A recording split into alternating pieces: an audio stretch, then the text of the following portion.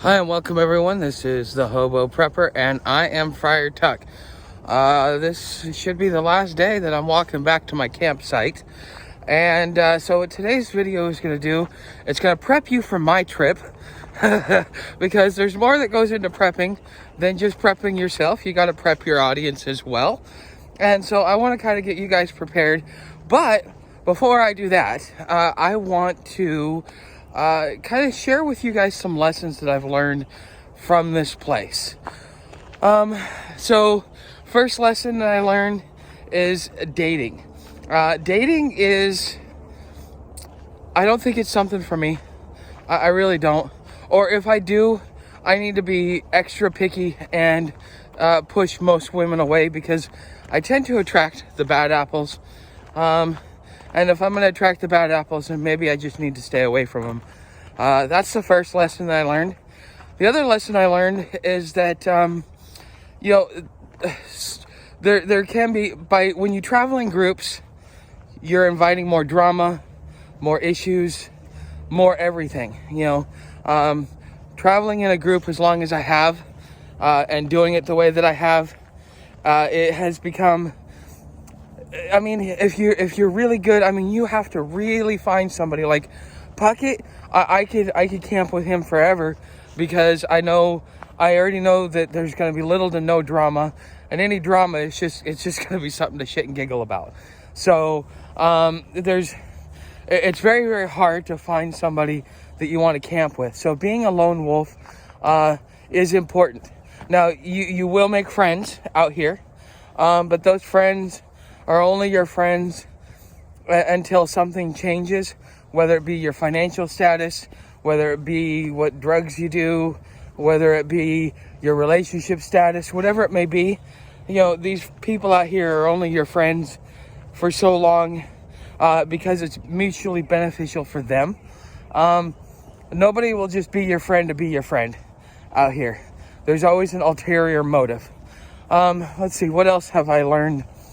I've learned that it is easy to get complacent, and it is very easy just to settle in. Now, me, I've been institutionalized. I've been doing this for a long time. It's a little bit different for me than it will be for you, who will be going out for your first time, maybe your second or third time. This is like my 15th time, going out. So, for me, it's a little bit easier for me to just kind of get into that groove and get into the lifestyle, and the bad parts of the lifestyle, like becoming docile and dependent and things like that. Those are the worst things that you could do out here, is become docile and dependent, because at that point in time, you lack the ability to do for yourself. What was it that Kennedy said? You could give a man a fish and feed him for a day, or you could teach a man to fish and feed him for the rest of his life. Now, that was a misquoted Bible verse, but it is a truism in life. And Kennedy was a smart man when he said that. And that works true in life, any and everywhere that you go. Is that if you remain docile, if you let people take care of you, then you'll cease to take care of yourself. Because why would you want to take care of you if somebody else is willing to do it? It means that you have more time to be idle and do nothing. You know what I mean? And over time, what that does, and you don't realize it, that these homeless are not lazy. They're definitely not lazy. But when the system sits there and says, oh, well, you don't have to do anything for yourself, then what it does is, well, it makes life easier. I don't have to pay rent. I can get in for a bed for 30 days. I can sleep outside. I can choose my own schedule. Nobody can tell me what to do. All those different things. So when it comes to being homeless, the things in which they do sometimes do more harm to us than good. Even though they're trying to help us out. For example, if you guys want to help a homeless person out, offer them work. something simple, something to get them started, because you might want to put them out there digging ditches, and quite frankly, digging ditches may be a little bit more for them. You have to ease them back into the system, because they've been taught for so long that they don't have to really do anything, and the more you require from them, the less they're willing to do it. So I mean, start with something simple. Come clean my yard, mow my yard. I want to put in a flower garden, or I need to have this tilled, or something like that.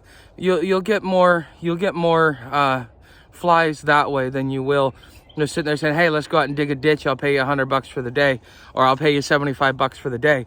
And you may think that you're offering them something great, but to the average homeless person, with some of the stuff that's actually offered to us out here, that $75, what you're putting out versus what you're getting versus what you could get if you went the other route, it may not be as lucrative, in the sense that, if I could get everything I need, food, shelter, water, and and freedom, and I don't really have to do anything for it, versus you want me to do what for $75? I mean, that's kind of the way that they look at it, and it becomes really, really hard to break that. And again, I think it's the system that's actually doing that. So let's get into my preparations for you guys real quick. Well, actually, before I do that, I want to say one last thing. So I know that a lot of you guys may feel like the world is coming down on you. I know that you may be looking at what's going on and saying, what's the point of survival? What's the point of prepping? All of this stuff, everything that I'm doing, it may or may not backfire in my face, and the risk is just too high, even for the reward. And, something that I've learned, and that helps me keep going, because I find it easy to give up, and I'm finding it easier and easier to give up, because the environment, the situation is kind of going that route. I mean, you're going to have massive unemployment, massive starvation. You're going to have massive foreclosures and evictions. So you're going to see a lot of people coming out. This whole country is about ready to get ready to get hit with a giant wrecking ball, and it's not going to happen overnight. It's going to happen over time, and until finally it gets to a snowball effect, to where you can actually sit there and see it and go, whoa, what just happened here? And something like that can be demoralizing and debilitating. And one of the things that keeps me going every day is the reminder of myself that I know that it's going to go to crap. I can't save anybody else but myself. And I by the way that I'm choosing to live, it is allowing me the best opportunities to survive, even though my chances of survival are very slim to begin with. Because you got to look at it, according to Billy Meyer, what we've got coming soon is there will be so much blood on the ground that even the plants will learn to live off of it. That's pretty bad.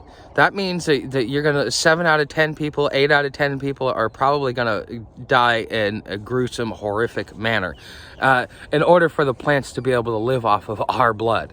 That's pretty scary, and it's very debilitating to think about that coming. But you can improve your chances by, becoming a nomad, by being versatile and mobile, and be willing to move when you know you got things coming. And that right now is the one thing that I'm struggling with, is because when you get comfortable, it becomes harder and harder to move on. And so, it is what it is. So let's get to prepping you guys. All right, so if you are a Patreon subscriber, this is the real benefit of of your Patreon membership. So whether you pay $5 a month for the daily videos, or you pay $10 a month for the live streams, or you pay $20 a month because you want to be part of the VIP program. And I'm going to have to restructure that VIP program to actually make it enticing for people. But it is what it is right now. Okay. And so probably when I get to Tallahassee, and before I leave to Tallahassee, I'm going to change the Patreon and the way that it goes. But what I'm going to be doing is I'm going to be uploading little short videos, a couple, 2-3 minutes long. They're not going to be very long, just kind of documenting my trip between here and Tallahassee.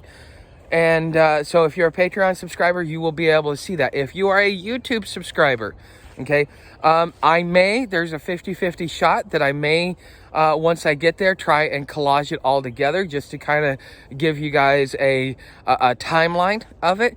But most likely that will be for my Patreon subscribers. And those guys, I mean, you as my Patreon subscribers, you will, again, you will get access to things that aren't going to be making it onto YouTube. You'll get access to things before everybody else does.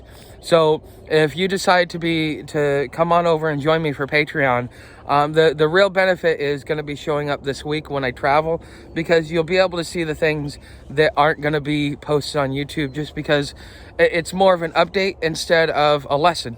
So anyways, guys, you know how to help me. Like, subscribe, share, come join me on Patreon. You can put tip in the tip jar, either PayPal or Cash App. Or if you'd really like to help me out, I also get a commission off of the affiliate links down in the description. If you need to send me an email, my email is down in the description. And guys, I look forward to seeing new Patreon subscribers over the next week, as you guys want to see some of the things that are going on. And hey guys, one last thing, thank you for being my subscribers.